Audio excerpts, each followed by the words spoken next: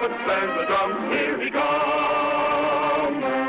Hopalong Cassidy, here he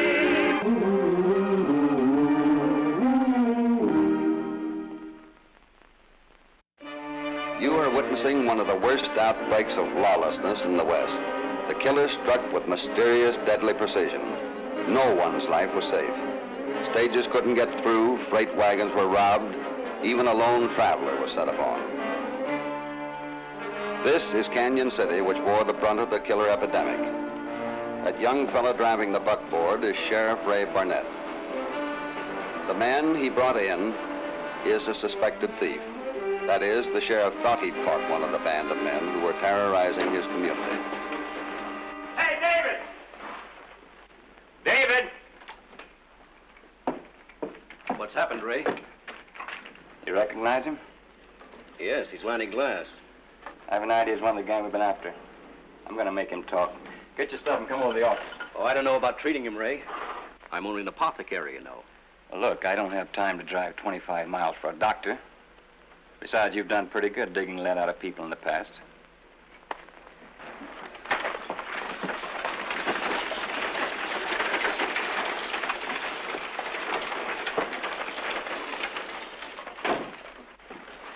Hello, Shad. Hi.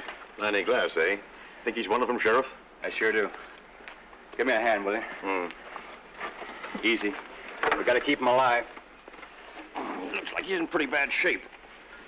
Yeah, my brother's on his way over here now. I sure hope the doc can save him. You've got to get your hand on one of them. I can tell you a few things. How about it, Doc? I can't tell yet. Can he talk? Better let him rest a while. All right. Still say you ought to have a doctor's diploma, Dave. How'd you get a line on glass? Jeb Harris was robbed 2 weeks ago, remember? Hell, shot up pretty bad, too. Yeah, we didn't get a chance to see anybody's face because of the masks. But he described a certain fancy vest one of them was wearing. There's your vest. Glass was wearing it when I met him on the road this morning. By golly, Ray, maybe you can make it stick this time. I'm worried, Shad. We need help. It's going to take a lot of doing to prosecute this case, even if we get something to go on. Yeah, I know. Do you have any ideas? You bet I have. I know just who we need. Yeah? Who? Hopalong Cassidy. The sheriff's letter stressed the urgency of their situation. My pal Red and I left immediately for Canyon City. We'd been on the road for 2 days and were getting close to our destination. I'd known Ray's father, one of the finest peace officers in the West, and I couldn't turn down his son's plea for help on his first case.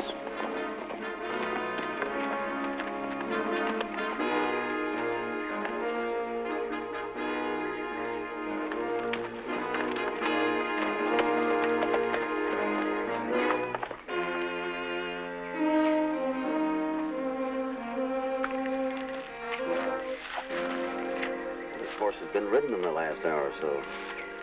I wonder what... I don't see any tracks of anyone dismounting. He must have come this far by himself. Wait a minute, here's some marks.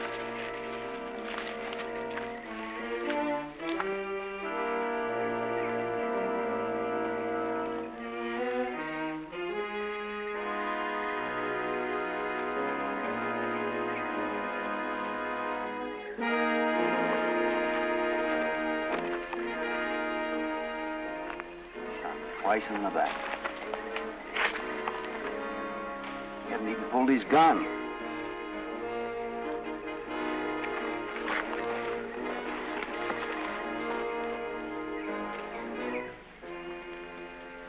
Look at that bandage on his chest. This feller must have 9 lives. Had 9 lives, you mean?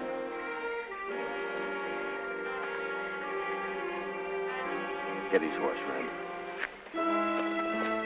We continued on toward Canyon City. 4 miles from our destination, we met the sheriff and his posse.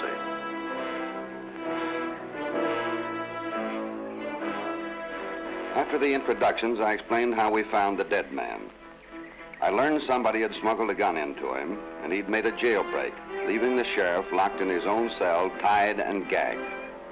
He'd be there still if his brother hadn't dropped in and released him. The sheriff hadn't gotten a thing out of the criminal, but apparently other members of the gang didn't think Lanny could keep his mouth shut.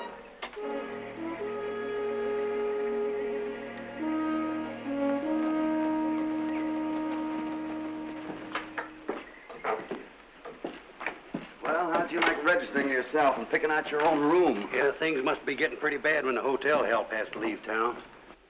It looks like everybody's left. That outlaw gang certainly did a good job of scaring people off. You can't blame them. I guess they wanted to live.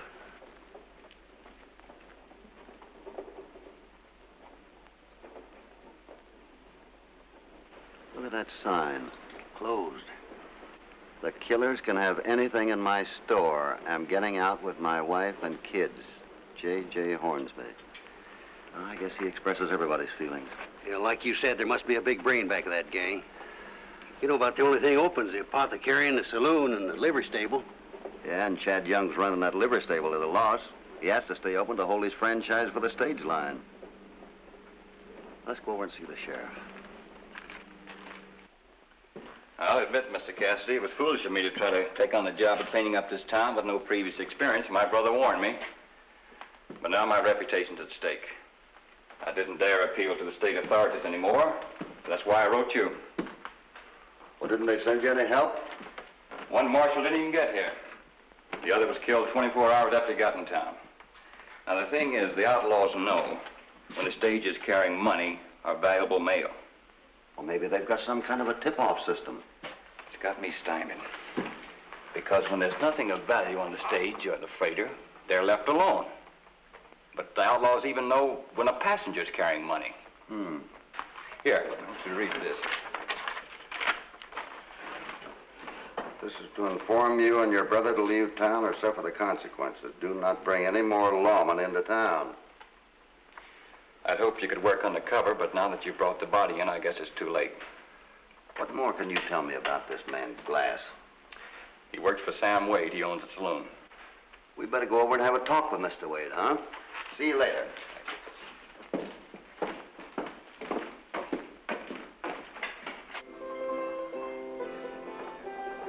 Sure you won't have a drink, gentlemen? No, thanks.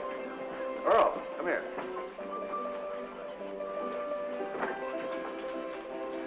Shake hands with Mr. Cassidy. Glad to know you, Cassidy. And Mr. Connors. Hi. Hi. This is Earl Fox, gentlemen. They've been asking questions about Lanny Glass, Earl. I'll be glad to tell them anything I can, Mr. Wade. What do you want to know? Who shot Lanny Glass in the back? What are you asking me for? I just thought you might be interested in finding out who killed a friend of yours. Look here, Cassidy. We mind our own business. Why don't you do the same? It is our business when killings happen around here as often as they do. Who asked you, wise guy? Get up, Earl.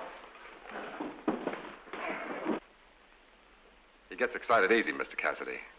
So I noticed. Thanks for the hospitality.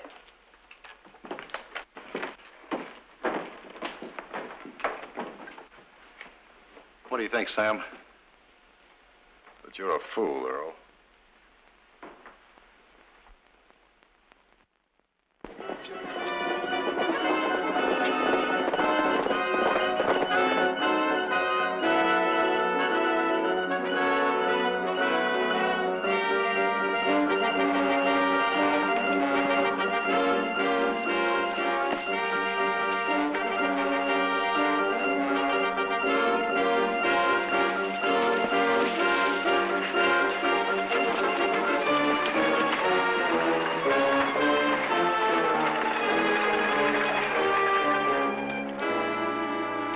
I ain't carrying no strong box.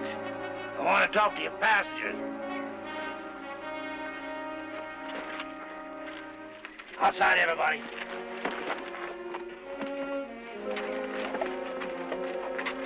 All right, which one's got the money?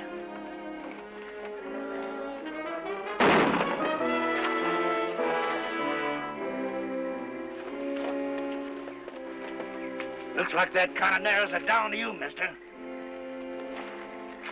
Come on, let's get out of here. Get inside. Wait a minute, I forgot something. Let's get out of here. We went back and picked up the fellow that was killed, Mr. Cassidy. But as far as recognizing those killers, I can't do it. Them and their horses was all covered over. You're not taking any more chances on their clothing being recognized. What about their voices? A couple of them talked, but they didn't sound familiar. Well, I'll go tell Mrs. Post about her husband. Chad, Yes, sir. where did this stage stop last? Crystal Creek Relay Station. Why? I'll have to tell you later. Red, I'm going to ride out of town for a while. Keep your eyes on that saloon, will you? Oh, can't I go with you, Hoppy? Mr. Young can watch the saloon. He's got enough to do.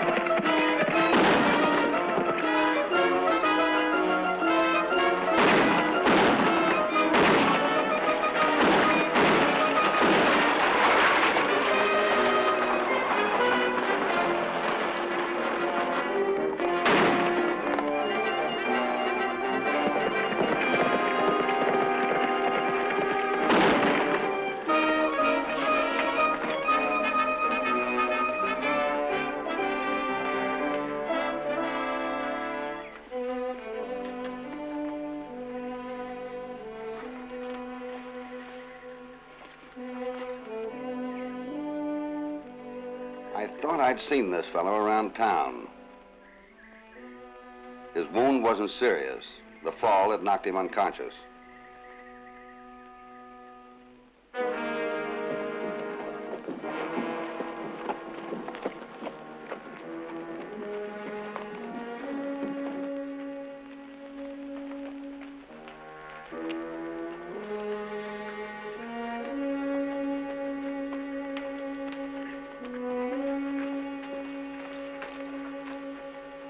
Later. Get him inside, quick.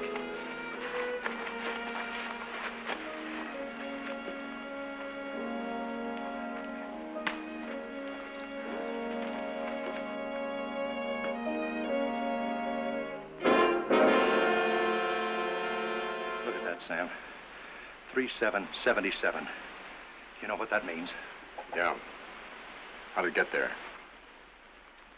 Well, pick him up. The yellow rats. What's going on? You can't blame him, Sam. Horse sports played him and he fell off right here. 3777. Wonder who could have written him? See, I bet he's hurt, David.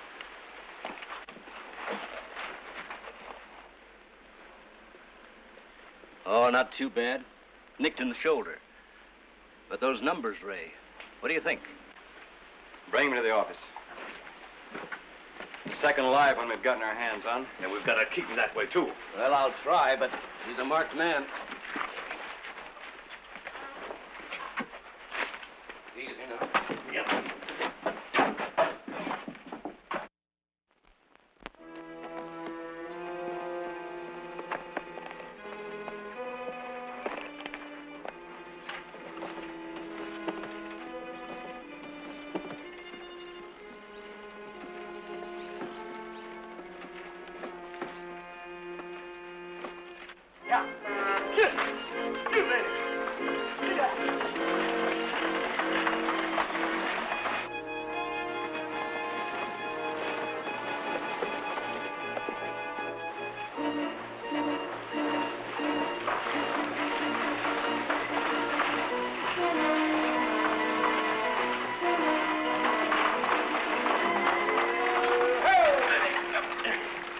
Nothing happened, eh, Tim? Why should it? I wasn't carrying nothing, neither were my passengers. Them hold-up men noted, all right.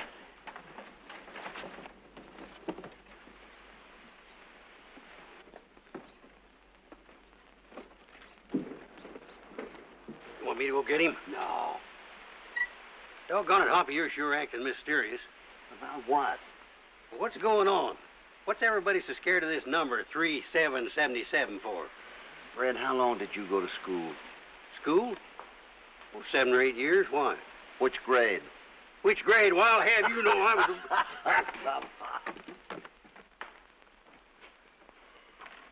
Sam, when are you going to find out who's behind this 3777 business? In a day or two. That's what you said 3 days ago. What does the boss say? Just what I've always said, that you're a fool. Well, I'm not foolish enough to hang around this town until they put a noose around my neck. I'm getting out of here. Maybe you better go out to the shack till you get over your jitters. That's a good idea. No penny ante 377 committee is going to scare me out of town.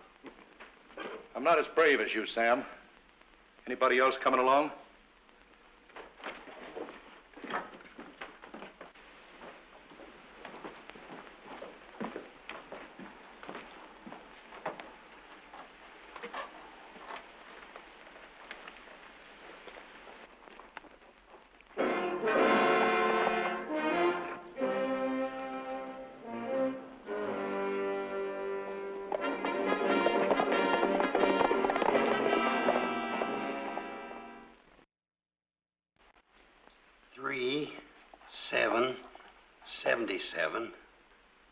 Backwards is 7773.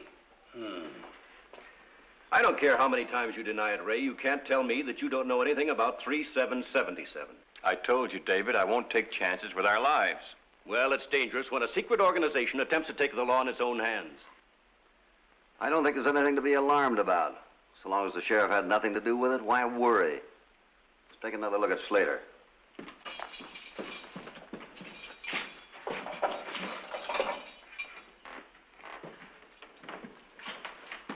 Wake up. Wake up. Come on, wake up. You'll have to talk sooner or later.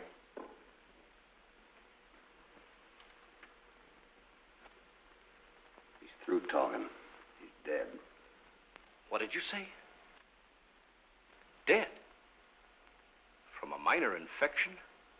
Oh, Ray, you've got to get a real doctor in this town. It isn't fair to me or anyone else. Dave, get a hold of yourself. It's not your fault. You've done the best you could. So you couldn't stay at the hideout shack, huh? You wouldn't either. Somebody painted 3777 on the front door. You scare easy, Earl. What you need's a drink.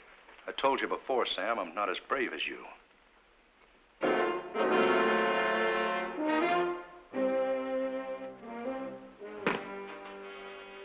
What you need is a drink.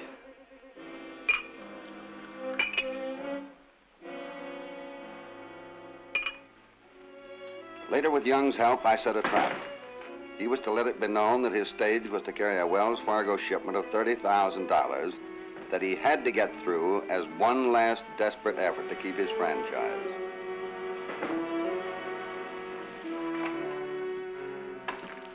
Hi, Red. 3 March 7th of March 77. Say, that could mean March 7th, 1877. What happened on that date? Didn't you study your history? Oh, Hoppy. Hey, look, if you won't tell me about them numbers, what do them pieces of cloth tied on the stagecoach mean? The white cloth means the passenger's carrying a lot of money. The checkered cloth means the stage is carrying a strong box or it's a wagon with a valuable shipment. What about the black cloth? Nothing of value. Let it go through. Just as I figured. Now, about these numbers.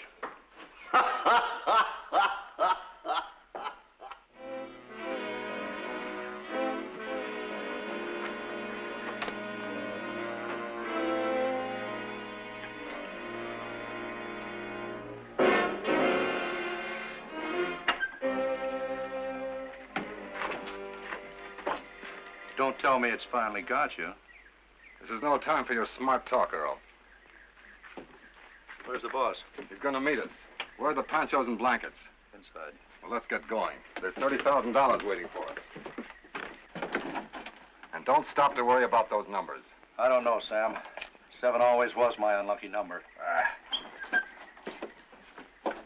I'm pulling out right after I get my share on this job.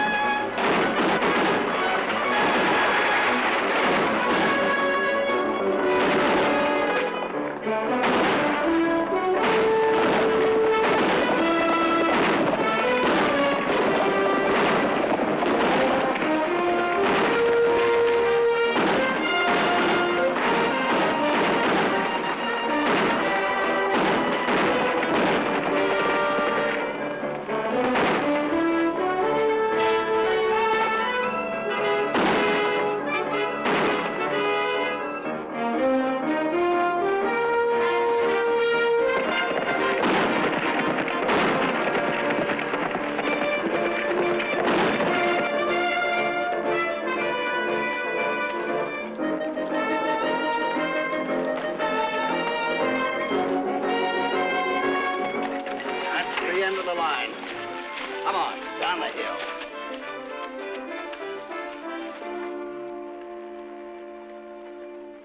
Now, there's the leader of the gang. Ray, you're not going to like what you see.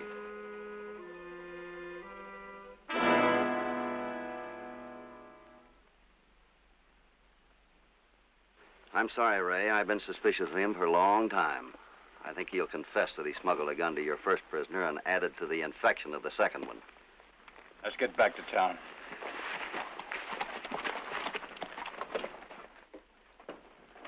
First, it never dawned on me you were behind the 3777 idea. Shucks, I knew all the time when Hoppy sent that fella back to town with numbers written on his slicker. What was that? Well, I was pretty sure.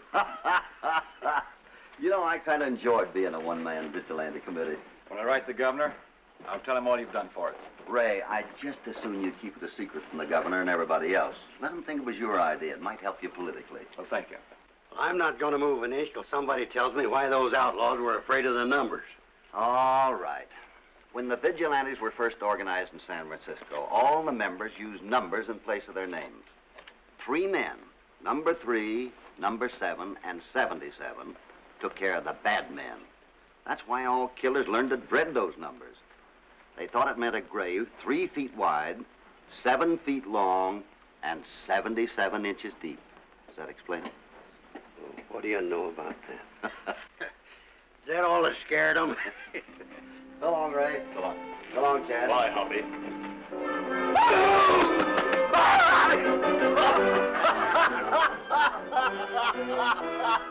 Oh, Hoppy. Come on, let's go. Oh, what a character. Come on.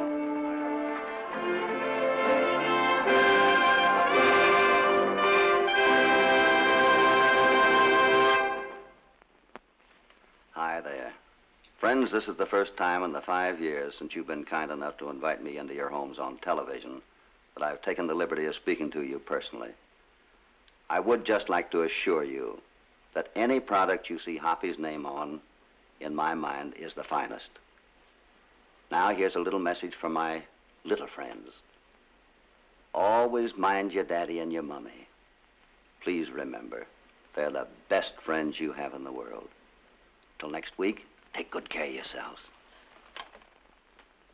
There goes on his way down the moonlit trail to where cowboys raid. Hopalong Cassidy, Hopalong Cassidy, he'll return soon again. There's no use to say goodbye until then. Hopalong Cassidy, so long, Hop. Here he comes, here he comes. There's the trumpets, there's the drums, here he comes. Hopalong Cassidy, here he comes.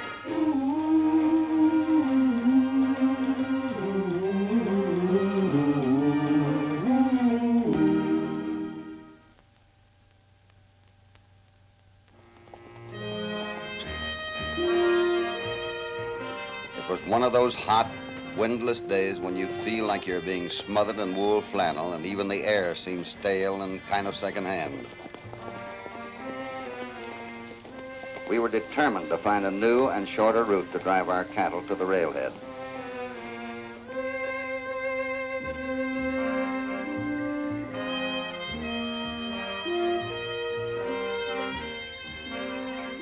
Red and I had been riding since sunup. We were hot and tired, so we decided to rest for a few minutes.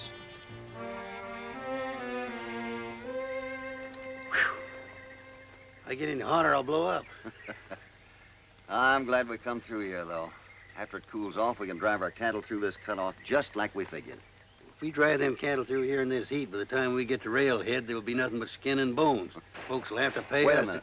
Huh? Listen. Well, I don't hear anything, unless it's the sweat dripping off of these trees. You must be getting kind of... Shots!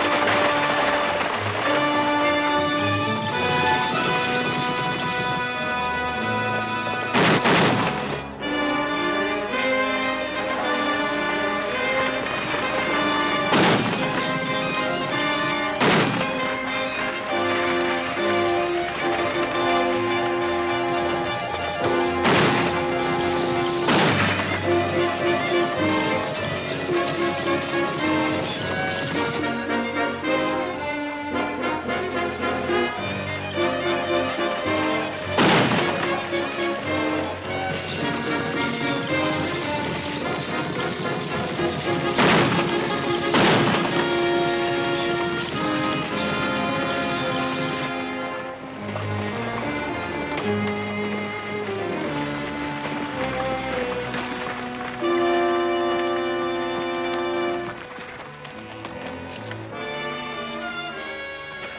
right, get out of there. Come on, get out or we'll blast you. Hurry it up. I've got exactly $36.22 and no jewelry. You Matilda Heron? Yes, but I don't see how that concerns you. Our boss wants to talk to you. You must be mistaken. I don't know you or your boss. You keep away from me or I'll hit you again. Okay, lady, we'll do it the hard way. What? Oh! You ruffian, you! Oh!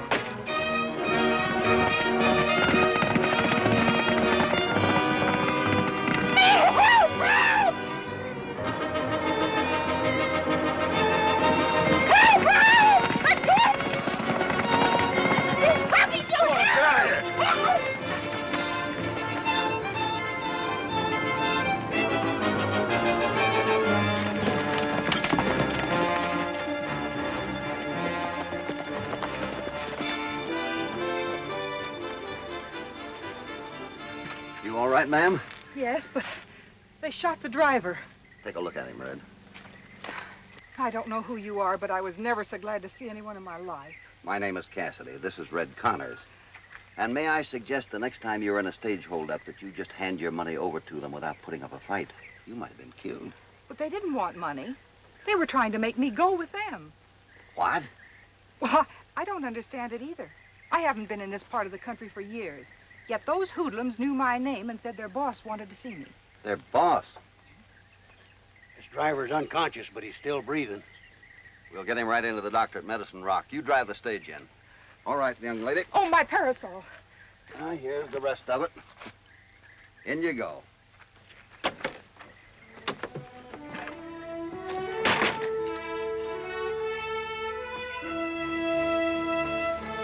On the way, I learned her name was Matilda Heron. She was a spinster who lived in Kansas City. She'd never been west until 2 weeks ago when she set out to visit her sick brother, a teacher.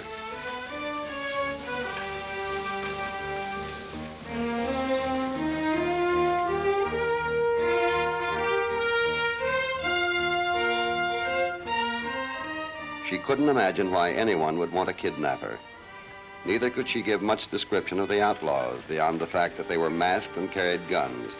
There wasn't much to go on, and what there was didn't make sense.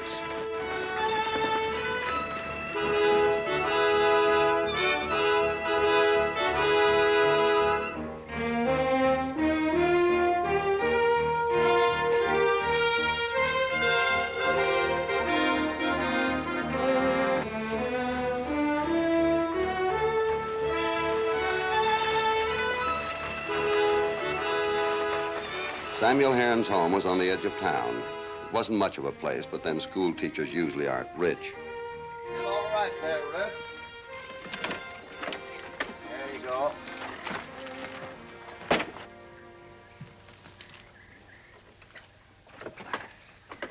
Red, you take the driver on over to the doctor, then report to the sheriff. Sure. I'll meet you at his office after I talk with Mr. Heron. There you go. Come on, boy.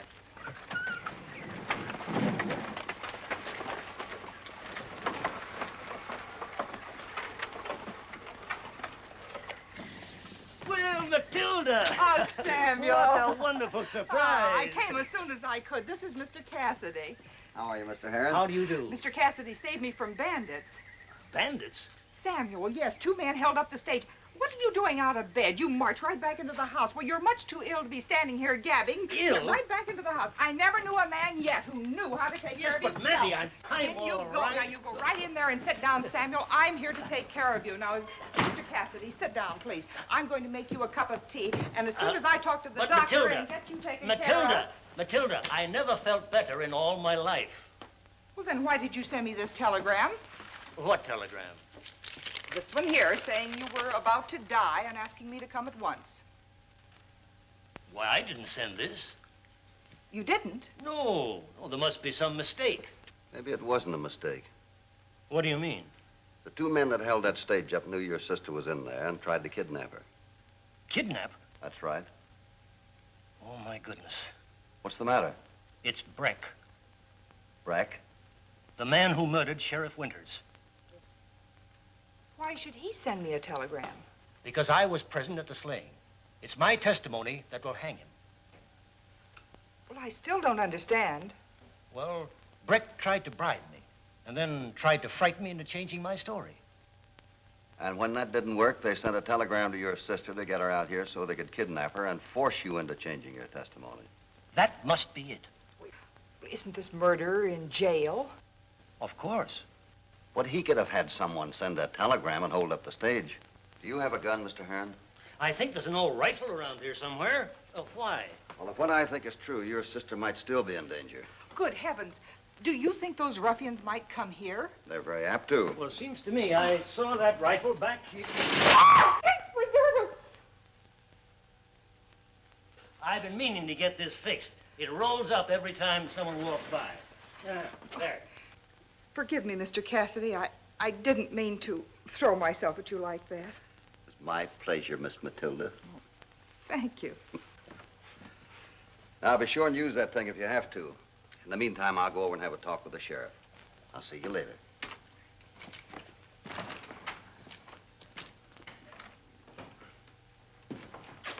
Yeah, here's Cassidy now. All right. All right.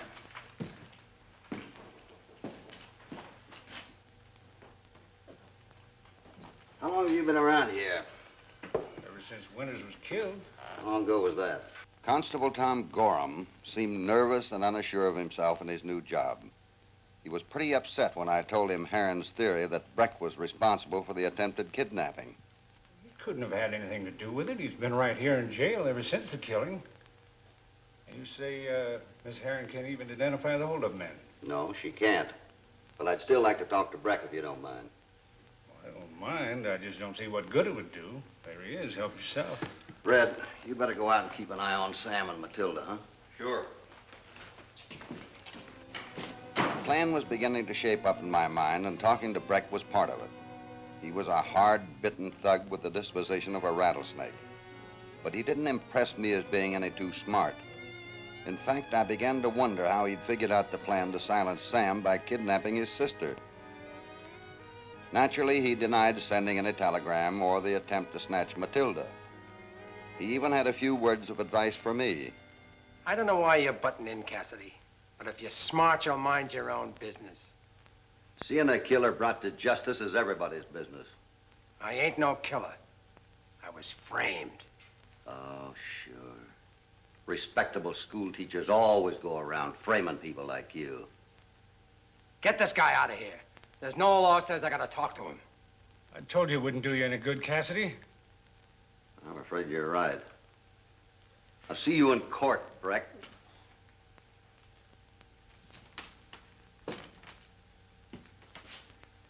I think the sooner we get Miss Heron back to Kansas City, the better.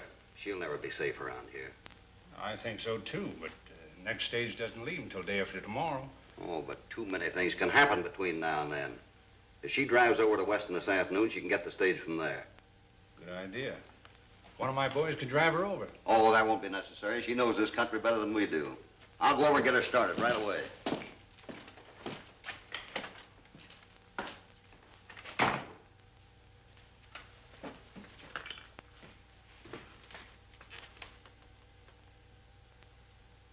You heard that, didn't you?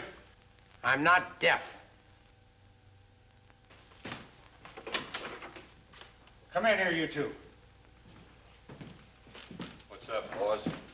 I'm going to give you two a chance to make up for that job you botched this morning. Cassidy was just here, and Miss Heron is... I told the Herons and Red what had happened in town. Matilda couldn't understand why Tom Gorham couldn't offer some protection.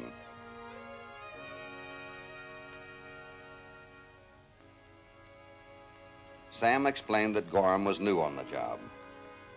I think the only way to protect Miss Matilda is to jail Breck's henchmen. And the way to do that is to give him another chance to kidnap her. Trap. That's right. Are you suggesting that Mattie be used as bait for these criminals? No, not Matilda. Someone disguised as her. Hey, that's a great idea. I'm glad you like it. Sure. Miss Matilda will be safe enough. Why, we get some clothes. Hey, wait a minute. What's the matter? If you think I'm going to dress up in woman's clothes, you're crazy. I thought you liked the idea. Well, I did to begin with. You're not going to fast talk me into wearing woman's clothes. I won't do it. I won't do it. Oh, Hoppy, if the boys ever see me in this rig, I'll have to shoot myself. Stop squirming, Mr. Connors. I'm trying to sew. I'm sorry, ma'am, but it's awful tight. You'll get used to it.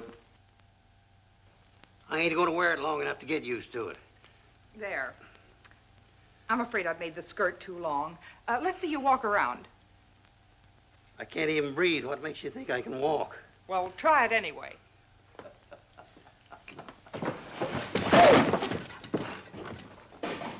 Oh, my. Did you break anything, honey? Oh, I'm all right. Don't know about this outfit. Oh, well, it's held together all right, but for goodness sake, be more careful in the future. Take smaller steps and don't swing your arms so much. Look, lady, I agree to wear this rig, but I'll be doggone if I'm going to learn manners to go with it. Well, the buckboard's ready, so we might as well get started.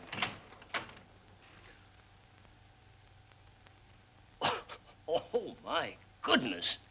Now, one more word out of you and the deal's all off. Red, you better get started. And remember, I'll be there for the kidnapping. Yes, and remember to hold your skirts up so that you don't trip on them again. Now, good luck. Oh, anything you say. Not that high. What's the matter with you? My arm. What's the matter with it? Normally, I would escort my sister to her carriage. Just slip your hand through my arm. Oh, of course, brother dear. Let us be off. Oh, my purse.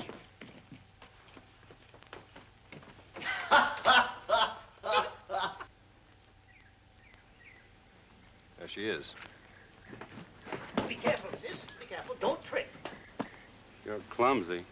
Yeah. Oh, dear.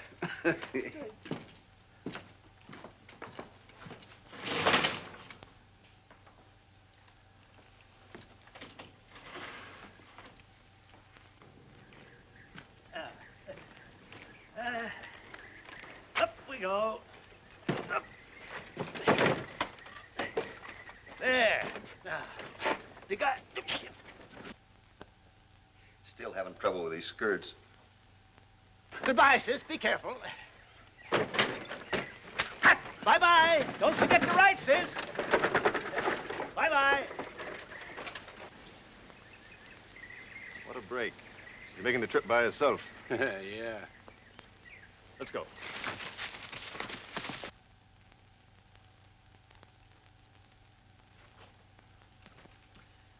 Well, he's on his way. Ah, that's good. Now, Matilda, I want you to please keep out of sight until I get back. Will you see that she does that, Sam?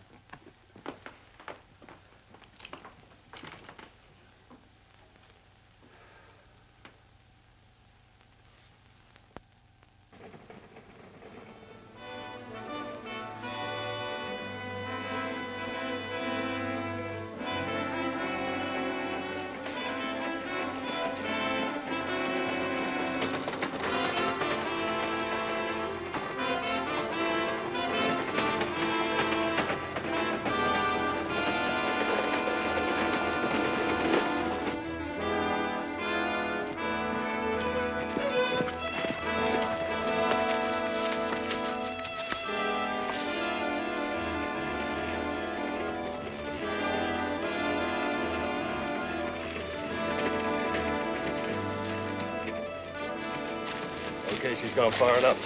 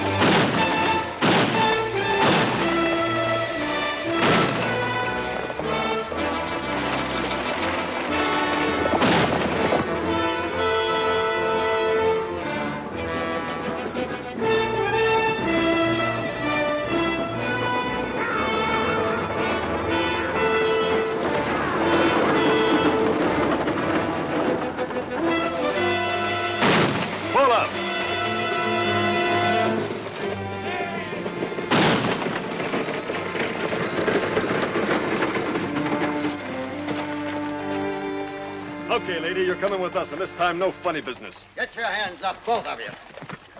All right, drop your guns in the wagon. Cassidy.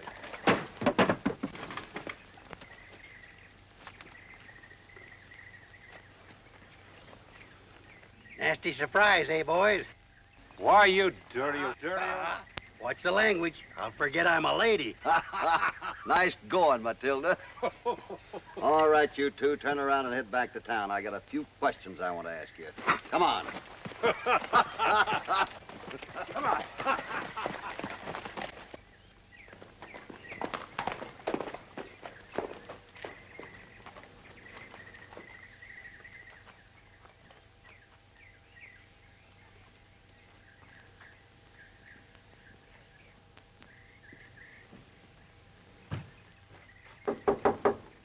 Who is it? Tom Gorham. Oh, hello, Tom. Sorry, Sam. What?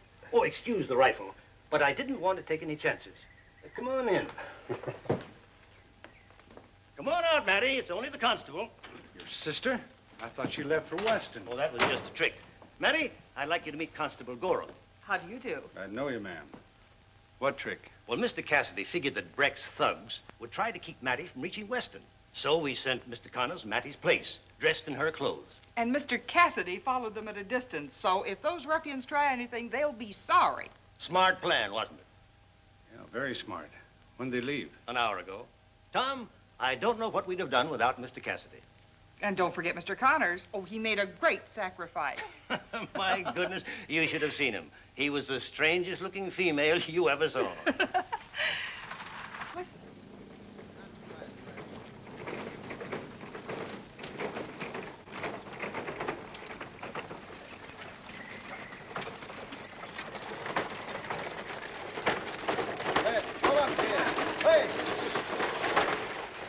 They're back. They've got them. Oh, I knew they would. Stay where you are. What? You two don't do exactly as I say, I'll kill you. Samuel! Are you out of your mind? If it hadn't been for your friend Cassidy trying to be so smart, this wouldn't have happened. Now get over there. You're in league with Breck. That's right. You try to warn Cassidy, I'll shoot. Hey, Red, pull up. It looks like the constable's horse. No use going on into town. Get off your horses.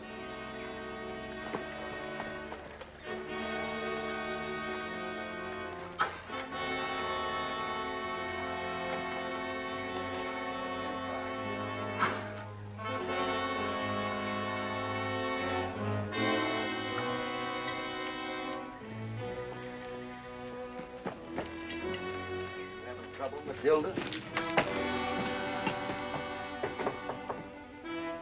want to stay alive, don't try any tricks. Come in. Well, Sam, they fell for the bait, hook, line, and sinker. We won't have any more trouble with Breck now. Raise your hands. Gorham, what's the meaning of this? Shut up and reach. He's in with Breck. He had a gun in on us. I'll do the talking. Drop your guns. So you've been in with Breck all along, huh? That's right. Too bad you didn't find it out sooner. I hired Breck to kill Winters. Unfortunately, Sam was a witness, so I had to put Breck in jail to keep the folks from getting suspicious. But now Sam will change his story, and I'll run this town exactly the way I want. How about me and Hoppy? We're taking you in the Badlands where you'll disappear. Just how do you figure on doing that? Take him.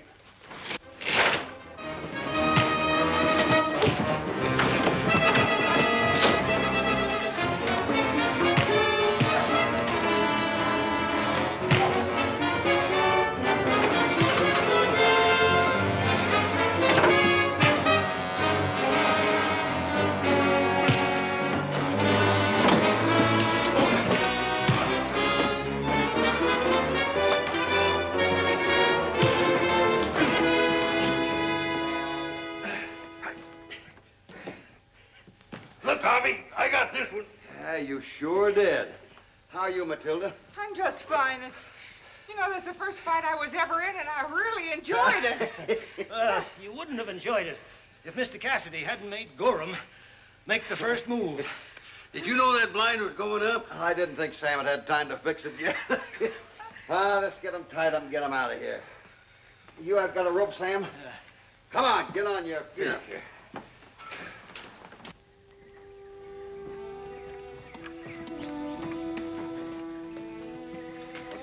think your troubles are all over now. Good luck to you. We'll never be able to thank you and Red for all you've done for us. Oh, shucks, that weren't nothing. Oh, don't say that.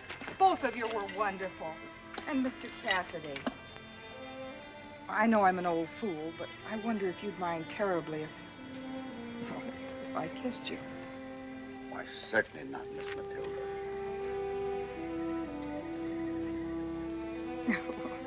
There now, I feel a lot better. The pleasure was all mine, Miss Matilda.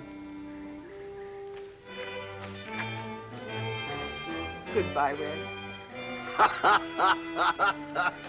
Goodbye, Sam. Goodbye. Goodbye, Matilda.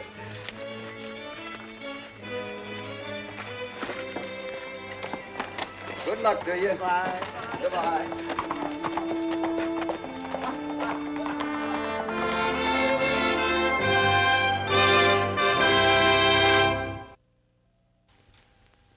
Hi there. You know there are certain laws that are made to protect all of us, but we must do something to help about that protection. Oh, here's a thought that might help prevent an accident. Help other people protect you. Now, to make it a little easier for you to remember those words, the first letter of each of those words spell the name of a man who thinks you're pretty wonderful and who doesn't want you to be hurt. So till next week, so long. In the meantime, be careful, won't you? There he goes on his way down the moonlit trail to where cowboys race. Hopalong Cassidy, Hopalong Cassidy, he'll return soon again. There's no use to say goodbye until then. Hopalong Cassidy, so long hop. Here he comes, here he comes. There's the trumpets, there's the drums, here he comes.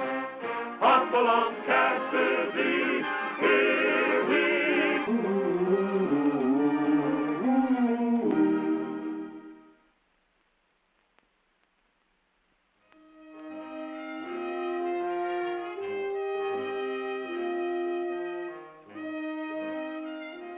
For some time, everything had been peaceful and quiet in the prosperous cattle-raising community of Twin Rivers, until late one afternoon.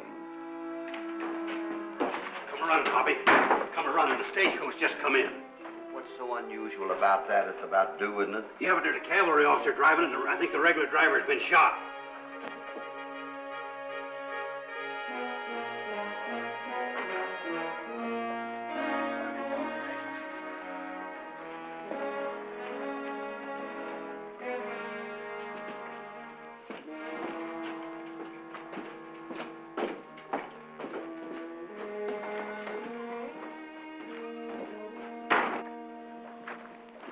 Hello, Hoppy. Hello, Morse. What happened here? We were held up. They killed the driver and Gene Melton. Shot him through the heart. Gene Melton. This hit me like a punch in the jaw. For ever since Melton, one of the wealthiest cattle brokers in the neighborhood, had come to the Twin Rivers district 4 years ago, he had been one of my best friends.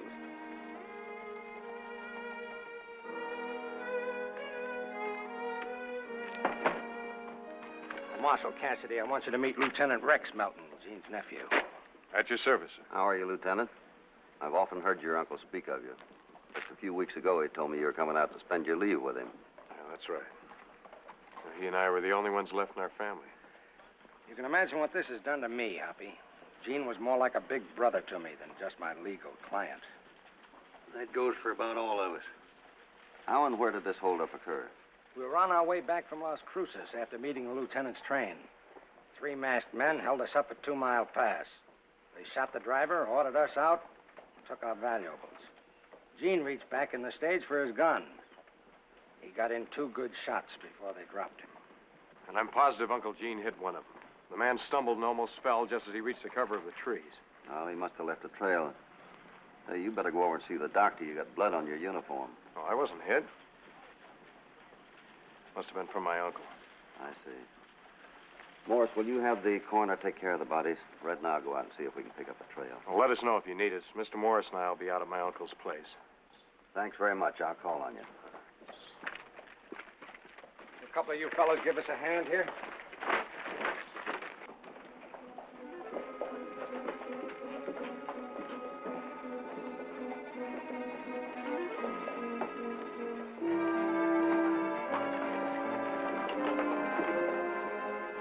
2-mile pass, we picked up a trail that led into a nearby wash.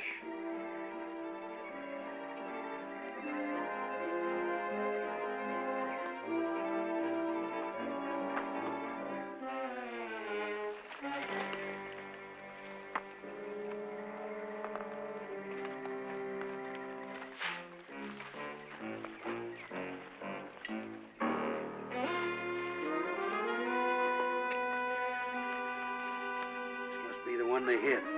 Certainly is. Must have cracked his head on that rock when he fell. He's still breathing. Let's load him on your horse and get him into town. It was dark by the time we got the wounded bandit to town. The doctor had been working on him for hours.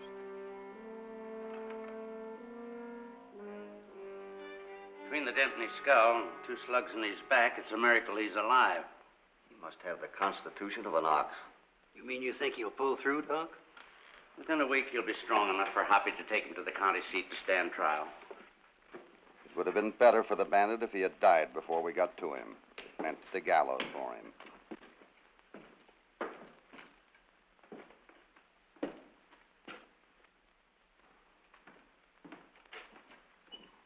Thanks for coming over, Doc. All right. I'll give you a hand here.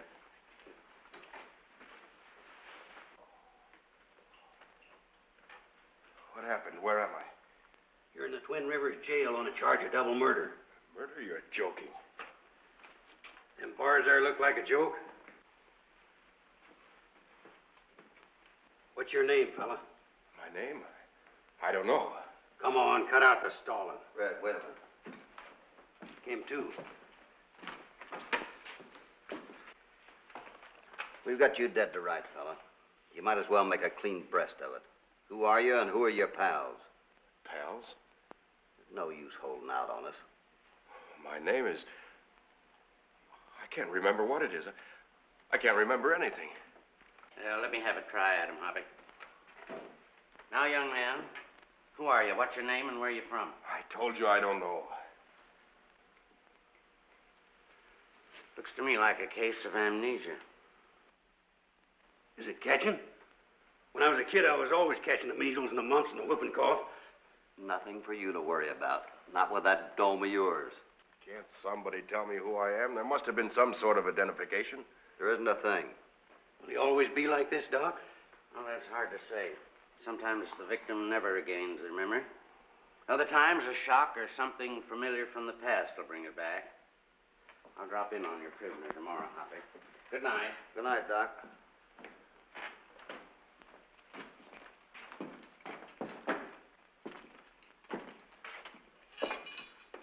Red, I'll go out to Melton Place the first thing in the morning and bring in Morse and the lieutenant to identify him. Better lock him up.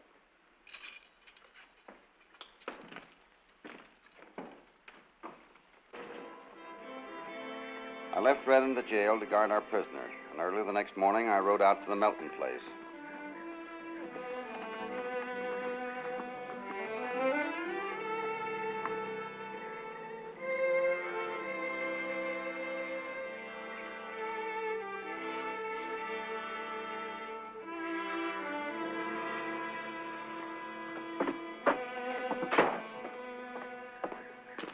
Well, hello, Marshal. Morning, Lieutenant. Mr. Morris and I are just getting ready to ride into town to have this clean. I see. What brings you out here so early, Hoppy? Well, we found one of the bandits. He had some of your uncle's possessions on him. I'm holding those as evidence. Evidence? And he's still alive? Yeah, and the doc seems to think he'll pull through. Of course, he hasn't the least idea who he is or what's happened. Apparently amnesia from a blow on the head. He might be faking it. No, I don't think so. Would you two mind stopping by the jail to identify him? Oh, certainly not. Let's go.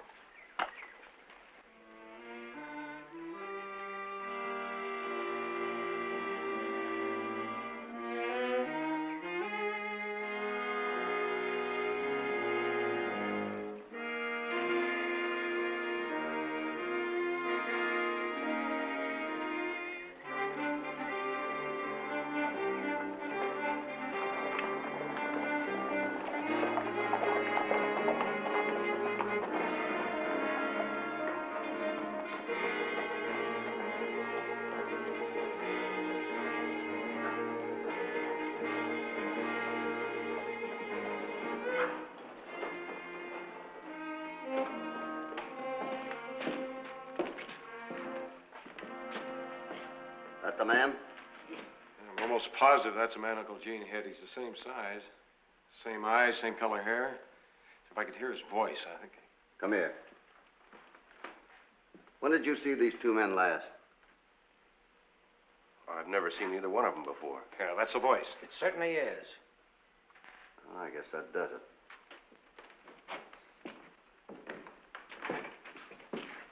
Well, thanks for coming in, gentlemen. Oh, we should be thanking you, Marshal. Oh, by the way, Lieutenant, since we're in town, we might as well stop by at my office and check your uncle's will. I suppose you know that Gene left everything to his nephew, eh? Yeah, he told me as much. Well, I'd give every penny of it to have my uncle alive. Now, I'd expected to be happy here, but now I can't wait to get away. I can understand that. Fortunately, you won't have to be here long. Most of the estate is in cash, and I'm sure I can find a buyer for the ranch within a week. Well, the sooner the better. I'll see you later, Marshal. Goodbye. So long. Goodbye, Hoppy. Goodbye.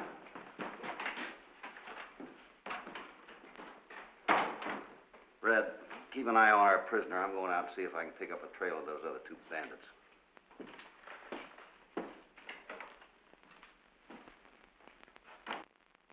It had just turned dark when I returned to Twin Rivers after a search that revealed no clue. The shots sounded like they came from the jail. Red, where are you? In here, Hoppy.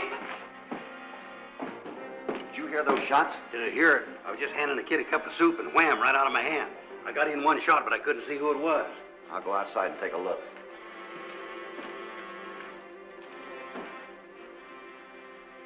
I'll get you some more soup. Maybe I better use a tin cup this time.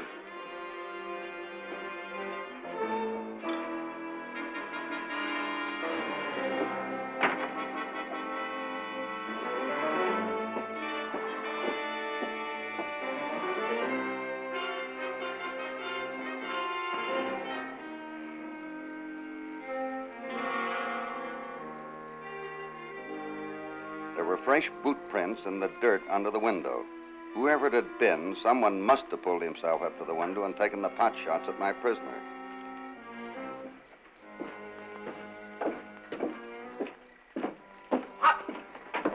What happened? We were in my office and we heard some shots.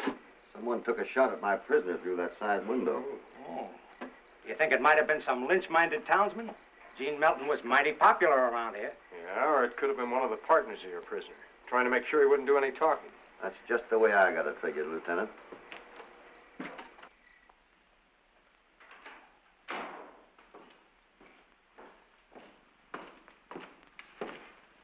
Red, you better get the iron shutter for that window. We'll make sure nothing like that happens again.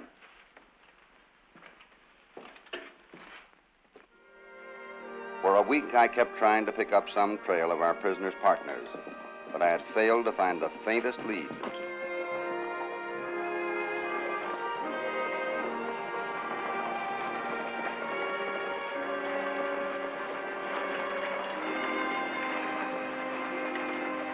Oh, Marshal!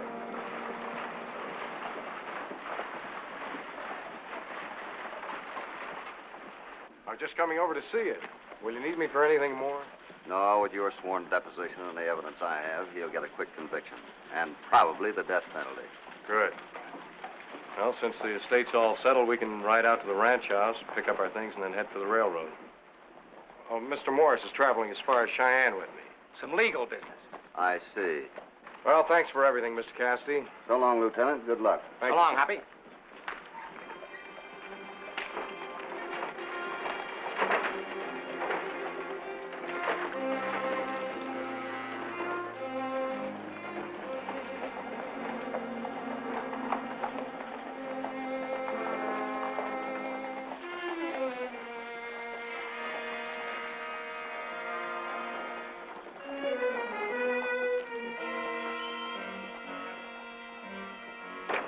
Hi, Doc. How's the patient? I just took the bandages off. Most amazing recovery I've ever seen. He's ready to travel right now. You know, for once, Doc, I kind of dislike my job. What's the matter, Hoppy? Going soft? Maybe I am. I just hate to see a man hang for a crime he doesn't even remember. Yeah. Well, if I can be of any help, just let me know. So long. Good luck. Thanks, Doc.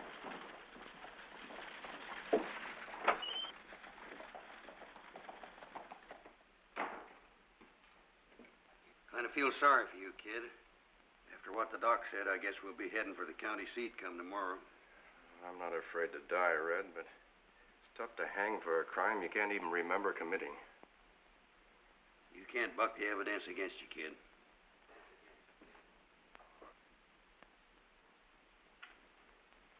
No, I guess I'll have to take my medicine. I still can't convince myself I was ever a cold-blooded killer.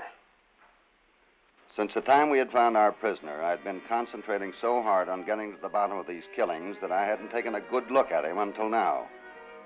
There was something familiar about that face. Then I remembered Gene Melton showing me a picture in his watch. The same watch we had found on our prisoner. Red, come here a minute. What's the matter, Hoppy?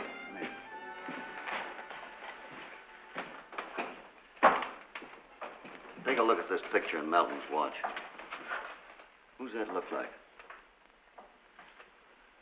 Well, I'll be hung for a sheep herder. It sure looks like that kid in there. It certainly does.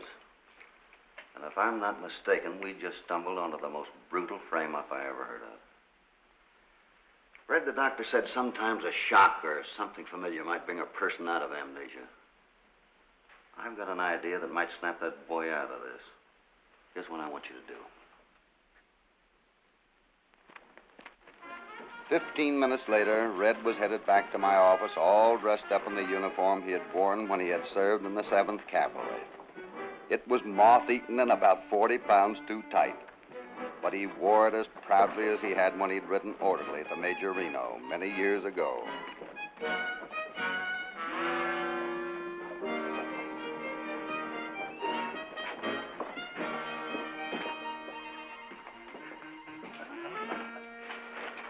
It looks pretty good outside. It's a little tight. Let's just say it's snug. Now, you know exactly what you're to do, huh? Sure. Let's try it.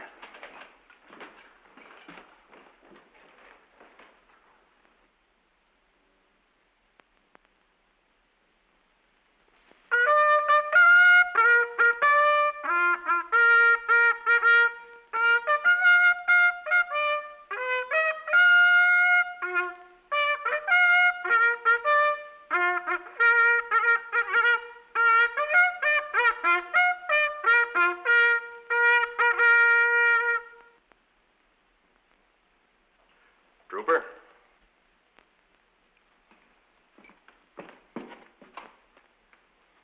Whoever taught you to blow that bugle ought to be court-martialed. Well, I'm a bit out of practice, sir. Report to the quartermaster and get a uniform that fits. I won't have a man dressed that way in my outfit. Lieutenant Melton. Yes, sir? Hey, Hoppy, it worked. Sure did. Someone please tell me what I'm doing out of uniform and in a civilian guardhouse. Gladly. But it's going to take a lot of telling. Red, get the keys.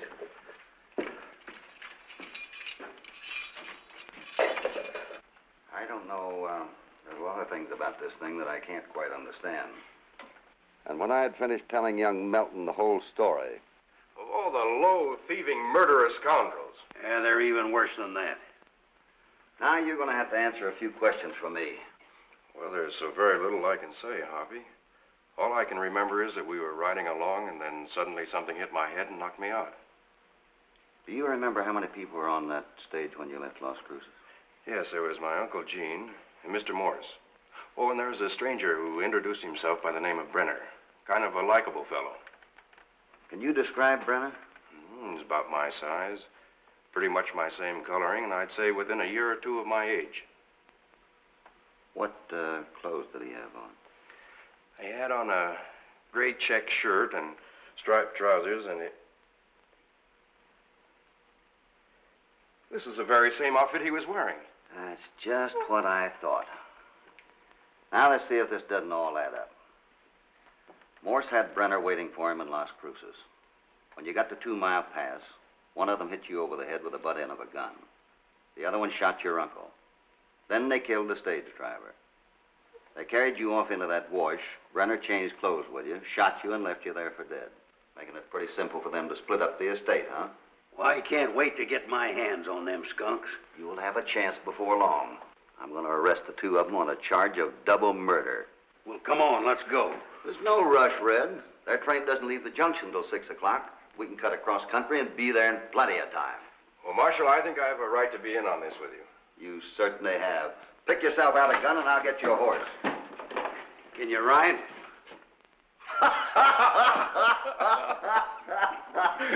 Only Red would ask that question of a cavalry officer.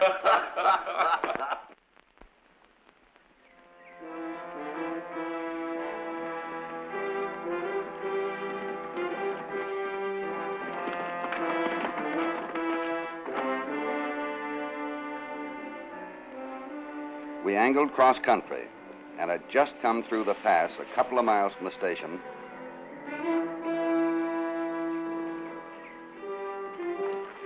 Wait a minute. There's Morse and Brenner now. Hey, that's Cassidy and Red. Yeah, and that's Melton riding with him.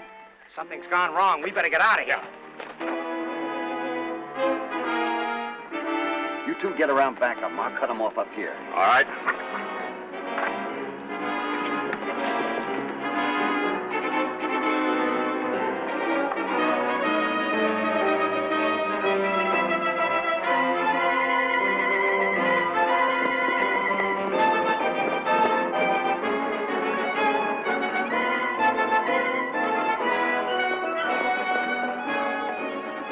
They saw we were in a position to cut them off from the station, so they backtracked towards the ranch house.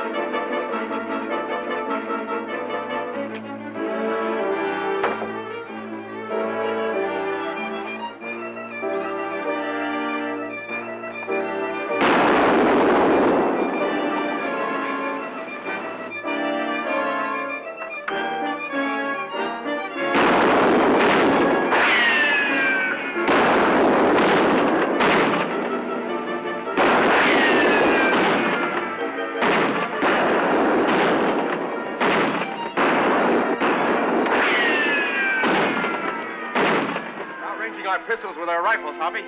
We'll wait for a chance, then rush them.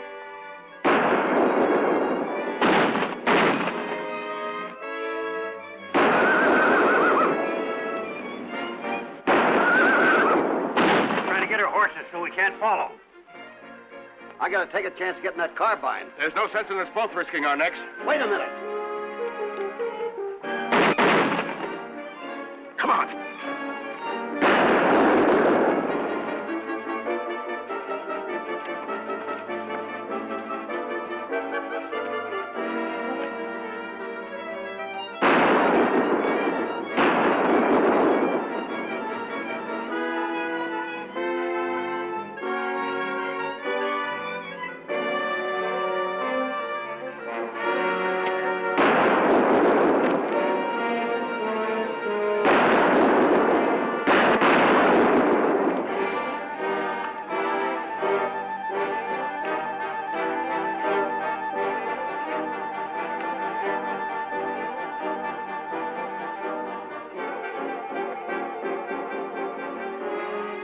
Kid's gun's jammed, Hoppy.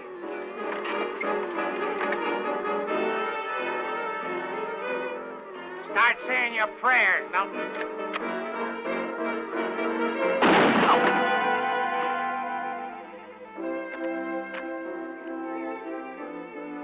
Got enough, Morse? I'm through. All right, come on. On the way back to town, I got a full confession from Morse. He had made some bad investments and was desperate for money. On learning that Lieutenant Melton was due to arrive in a couple of weeks, he had cooked up the whole frame-up for murder with Brenner in Las Cruces. And it had almost worked. I tried to warn General Custer that doing it his way he'd fall into a trap. He wouldn't listen to me, and you know what happened? He and his whole command were massacred at Little Bighorn. How'd you know? I just got the word. Well, I just got an answer to my telegram to my lawyer friend over at the county seat. He'll be here in a few days to settle up your estate. Well, I don't mind waiting, Hoppy. You know, I think I'm going to enjoy my leave with you and Red. That'll give me time to learn him a few things about the cavalry. Yeah, like you have never learned them before.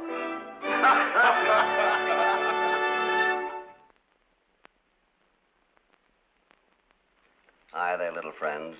This is just a thought about guns. I was doing a scene one time in one of the pictures, and the boy that was working with me was twirling his gun on his hand and playing with it. I said, "What are you doing with that gun, Lucky?" He said, "I was just playing with it." I said, "Those things are not to play with. They kill people. So watch your guns, children. Be careful with them, won't you?" There he goes on his way down the moonlit trail to where cowboys stray. Hopalong Cassidy, Hopalong Cassidy, he'll return soon again. There's no use to say goodbye until then. Hopalong Cassidy.